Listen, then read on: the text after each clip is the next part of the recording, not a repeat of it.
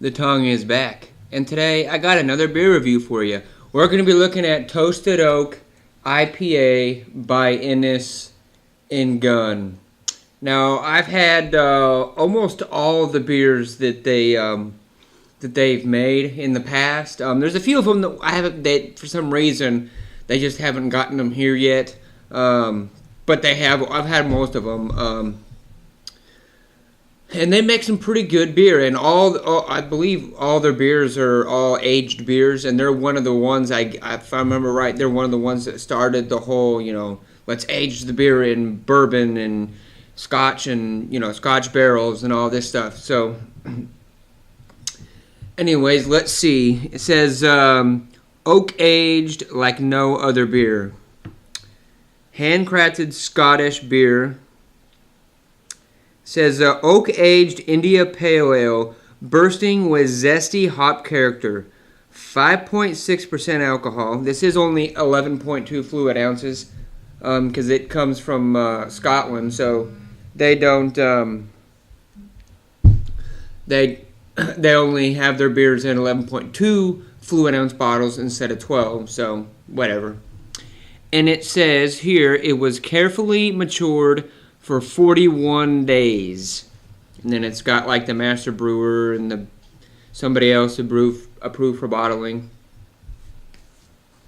Now on the back here it says, this IPA's intense hop character comes from a brewing technique unique to Innis and Gunn. We add hops 3 times during the brewing, each one creating additional layers of zesty flavor and aroma. We then finish the beer over specially toasted oak to give it the rich, rounded character of authentic IPAs from the 1800s. There was a little bit more that I found on Untapped. It says here, this light golden ale, a new exclusive cask version for this Weatherspoon Real Ale Festival, has an intense aroma of floral, earthy, and citrus hop notes, leading to a bittersweet flavor balanced with biscuity malt notes combined with lightly toasted oak, giving way to a lasting finish. So, let's go ahead and try this sucker.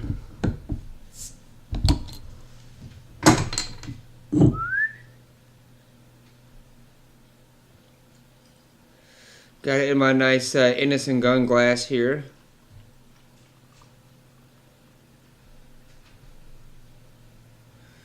Wow, pouring this one a little bit heavy. This thing, this glass is like the perfect size for their bottles. Like it just, everything fits in there right. I did pour this one a little bit heavier than normal, but as you can see, it's got a good bit of carbonation rising from everywhere in the glass, not just from the center or the side. It's really kind of rising from everywhere. And that is very, very clear. It almost has like a, it almost looks kind of like a lager. It's a very, very clear beer. And for it to be aged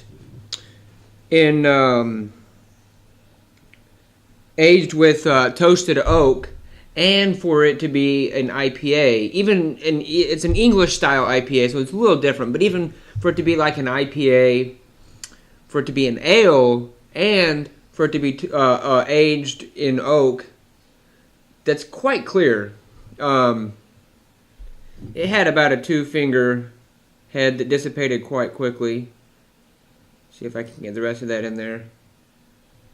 Perfect. It's got a white head. It was about a 2-finger at the start, but it's dissipated to a 1-finger white head. Very quickly, I might add.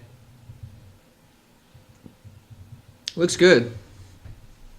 Let's get the aroma on it.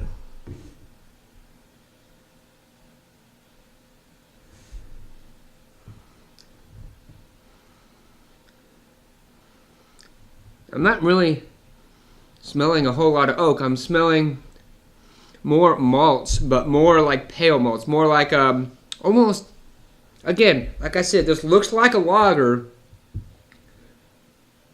Very much so looks like a lager, like an American style lager. And it even has a lager smell to it. Like, this does not smell like an IPA. Even an English IPA. I've had other English IPAs, and they're much bigger than this. This does not smell very big.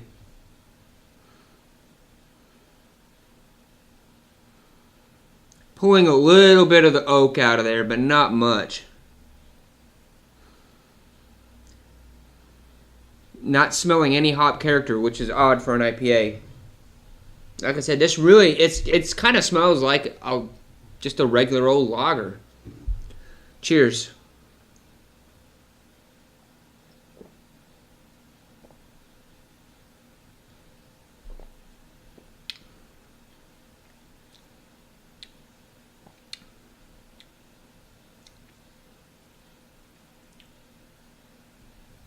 So,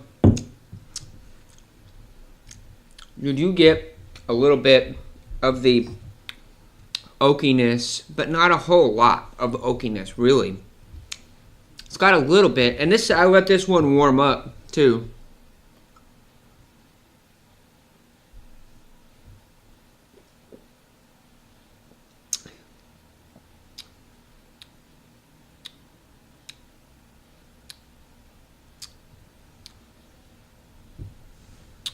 You do get a bitterness, but the bitterness is more like a Pilsner than an IPA. That's honestly that's what it tastes like to me. It's more of this to me almost tastes like a Pilsner with more citrusy notes than you would typically get with a Pilsner, but it's not like really citrusy. It's everything in this is really subdued. I don't know if it's because they filtered this to where, that is completely, if you can see that is completely filtered. There is no haze, there is nothing. That's filtered like an American style lager is filtered. It's just crazy clear. You can see all the way through it.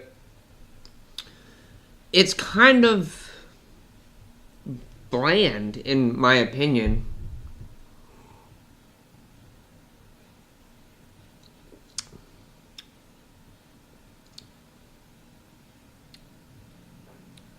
You know what? Actually, what was the alcohol percentage on this? 5.6? Okay, it's not too bad. This is actually, this kind of tastes like Miller Lite. To be completely honest, this tastes like Miller Lite. This does not taste like an India Pale Ale, an English India Pale Ale, a Toasted Oak India Pale Ale. None of that. To me, this kind of tastes like Miller Lite with a little bit more fullness. Or another, because the Miller Lite's supposed to be in the Pilsner style. That's what it tastes like. It's a Pilsner. It tastes like a Pilsner. I don't know where they get IPA from this, but it's definitely not an IPA. And for it to be as light-bodied as this is, you would think that the oak would have come out more in the flavor of the beer. But it just didn't. I don't know. This one's kind of... This one is definitely not one of their best efforts. I like a lot of the other beers that they've made. And this one, it just is, it's not doing it for me. It's drinkable. It's very drinkable. Very easy to drink. But it's there's kind of no flavor in there. So it's kind of,